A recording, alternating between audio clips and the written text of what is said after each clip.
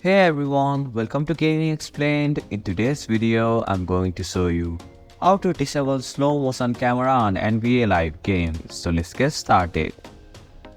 First, open the NBA Live game on your device. Tap on the settings option from the top right corner of your screen. In the settings menu, look for the preferences option. It should be listed at the very top of the menu.